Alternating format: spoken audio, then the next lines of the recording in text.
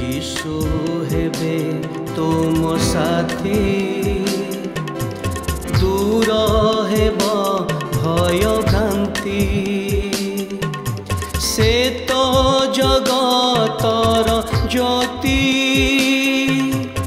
अंधकार हेब इति प्रात ज्योति जीवन जला प्रात ज्योति। प्रिय दर्शक बंधु नमस्कार। ख्रीष्ट सम्मिलित मंडली द्वारा आयोजित यह विशेष कार्यक्रम प्रात ज्योति को आपण मानक विशेष विशेष स्वागत जनाऊँगी। ईश्वरंकर अनुग्रहरु एवं ईश्वरंक दयारु आमे ई सुंदर सकाळ देखिबार सुयोग पाइजु। जदि ईश्वरंकर अनुग्रह आमनक प्रति न थांता तेबे आमे ई सुंदर सकाळ आमनक जीवन रे देखिबार सुयोग पाई न थांतु।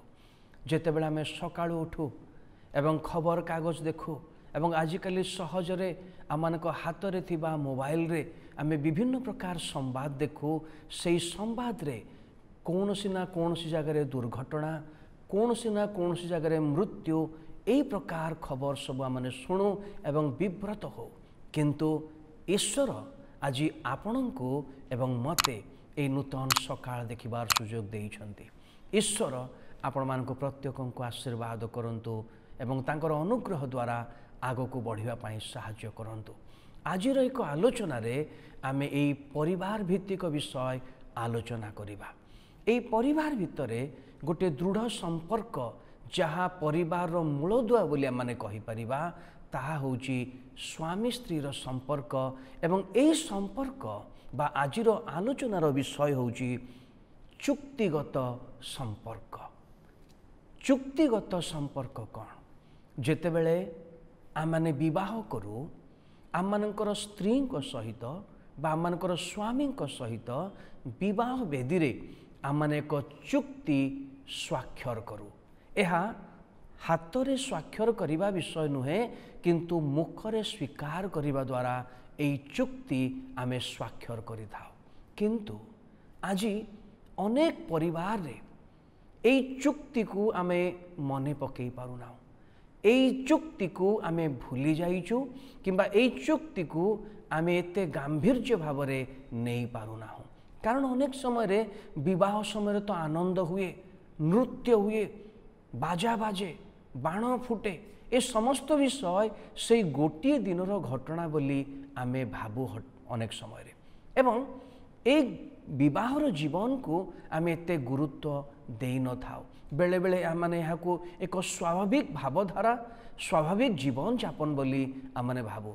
किंतु मोर प्रिय दर्शक बंधु माने ए जो संपर्क यह चुक्तिगत संपर्क।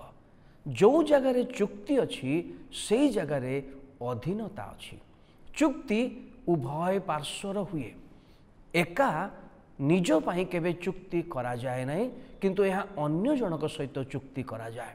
एवं जेतेबेले विवाह हुए सेति बेले जड़े पुओ जड़े झियो सहित एवं जड़े झियो पुओ सहित से माने चुक्ति स्थापन करती एवं यही चुक्ति मृत्यु पर्यंत स्थायी रहिबा आवश्यक।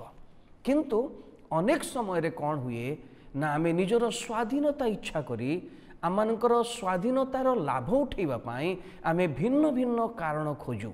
आमे अन्य मानकर दुर्बलता खोजू। स्वामी स्त्रीर दुर्बलता खोजे, स्त्री स्वामीर दुर्बलता खोजे एवं यही प्रकार दुर्बलता खोजिबा द्वारा आमे परस्पर ठारू अलग हेबार निष्पत्ति गुड़िक सहजरे नौ। बेले बेले निजर स्वाधीनता को बेसी उपभोग करिया पाई आम माने निज ठारू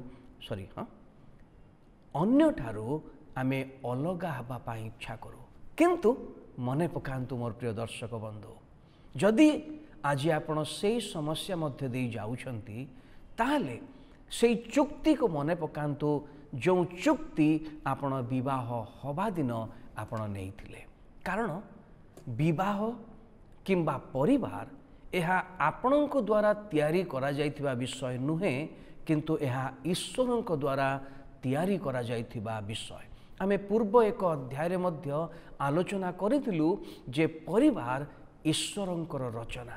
तेणु ए ईश्वरंकर रचना भित्तिक परिवार रे जो स्वामी एवं स्त्री रो संपर्क यह चुक्तिगत संपर्क। एथिरे चुक्ति अच्छी, एथिरे कभनेंट अच्छी, एथिरे नियम अच्छी। ए नियम उल्लंघन करिबा पाई एते स्वाधीनता नाही जेति स्वाधीनता आमे आजी दिन रे व्यवहार करूछु। किंतु पवित्र शास्त्र बाइबल एक सुंदर परामर्श आमान को ए विषय रे दिए। जदि आपण ईश्वर प्रति आपणकर भय अच्छी एवं जो ईश्वर आपण को एक परिवार गठन करिया पाई ए सुंदर सुजोग देइछंती, से ईश्वर आपण माननको एवं मते एई कथा कहंती ताहा मु आपण मानक पाई पढ़िबी। ताहा बाइबल रो मलाखी पुस्तक तार 2 अध्याय 14 पद एवं 15 पदर किछि अंश मु आपण मानक पाई पढ़िबी। से जगह ए प्रकार लेखा अछि, तथापि तुम्भे माने कहुअछ एथिर कारण कौन? कारण यही सदाप्रभु तुम्भर ओ तुम्भ यौवन कालर भार्या मध्यरे साक्षी होई अछंती। से तुम्भर सखी ओ तुम्भर नियमकृत भार्या हेले हैं तुम्भे ताहा प्रति विश्वासघातकता करियछ। पुणी ताहांकठारे आत्मार अवशिष्टांश थिले हैं से कि एक न कले। मु शेष रे आउ गोटे पद आपण पढ़ी, ताहा सेई मलाखी पुस्तक 2 अध्याय 16 पद। कारण आम्भे स्त्री त्याग घृणा करू। एथिरे जो परिवार ईश्वर द्वारा रचना, जो परिवार रे नियमकृत चुक्तिगत संपर्क अच्छी, से परिवार विषय रे ईश्वर केते जत्नवान अटंती।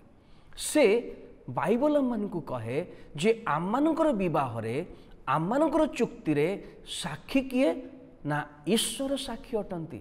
मोर प्रिय दर्शक बंधु, आपणकर विवाह रे आपणकर चुक्ति रे ईश्वर साक्षी अटंती एवं से आत्मा विशिष्ट हेले भी आपणको आपणकर स्त्री सहित आपणको आपणकर स्वामी सहित एक करियछंती। एवं सेतिपाई स्त्री त्याग ईश्वर दृष्टि रे घृणार विषय। मोर प्रिय दर्शक बंधु माने, जदि आपण ए प्रकार कौन से निष्पत्ति नबा पाई आज मनरे चिंता करिसंती, ईश्वर को स्मरण करंतु। ए प्रकार भूल करिवा विषय ठारू दूरे रुहंतु। किंबा जदि आपण कौनसी भावरे स्त्री ठारू किंबा स्वामी ठारू दूरे अछंती, आज ईश्वर को भय करी ग्रहण करिवा पाई चेष्टा करंतु। ईश्वर आपणको प्रचुर भाव में आशीर्वाद करिवे। आपणक परिवार रे आशीर्वाद उछुली पड़िबो। ईश्वर आपणको आशीर्वाद करंतु। धन्यवाद।